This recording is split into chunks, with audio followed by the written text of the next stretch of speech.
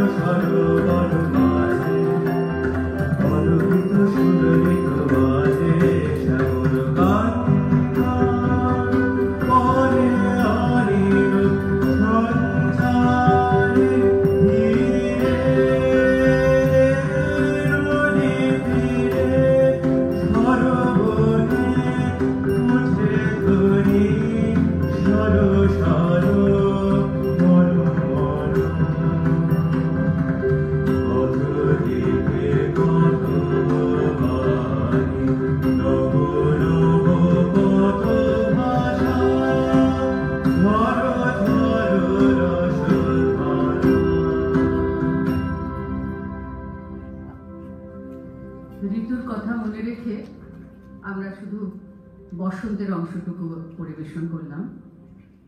এটি অত্যন্ত সুপরিচিত গান, যেটি শুনলেন আপনারা।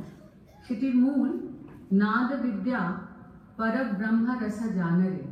এই গানটি ইন্দিরা দেবী যখন সাতারায় ছিলেন তখন তার অন্ধ সঙ্গীত শিক্ষক ওস্তাদ মটঙ্গের কাছে শেখেন এবং তার রবিকা তাকে দেন।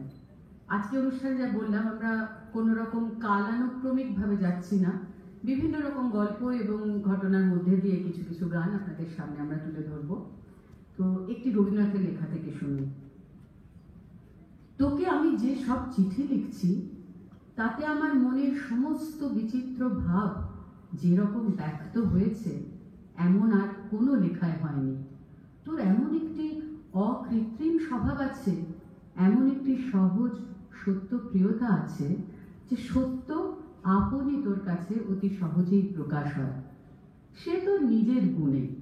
আমি তো আরো অনেক লোককে চিঠি লিখেছি, কিন্তু কেউ আমার সমস্ত লেখাটা আকর্ষণ করে নিতে পারেনি। 7ই অক্টোবর 1898-তে এমনটাই লিখেছিলেন রবীন্দ্রনাথ তার প্রিয় ভ্রাতুষ্পুত্রী ইন্দিরাকে, যার ডাক নাম ছিল বিবি। আবার তার রবিকা কখনো কখনো তাকে বব বলেও সম্বোধন করেছেন। ইন্দিরা দেবীর পিতা ছিলেন সত্যেন্দ্রনাথ ঠাকুর, রবীন্দ্রনাথের মেজ দাদা, এবং তার মাতা জ্ঞানদানন্দিনী দেবী। বোম্বাই প্রদেশের বিজাপুরের অন্তর্গত কালাদঘিতে তার জন্ম হয় 29শে ডিসেম্বর 1873, অর্থাৎ রবীন্দ্রনাথের জন্মের প্রায় 13 বছর পরে। 1877-এর মে মাসে 3.5 বছরের ইন্দিরা তার মায়ের সঙ্গে ইংল্যান্ডে যান।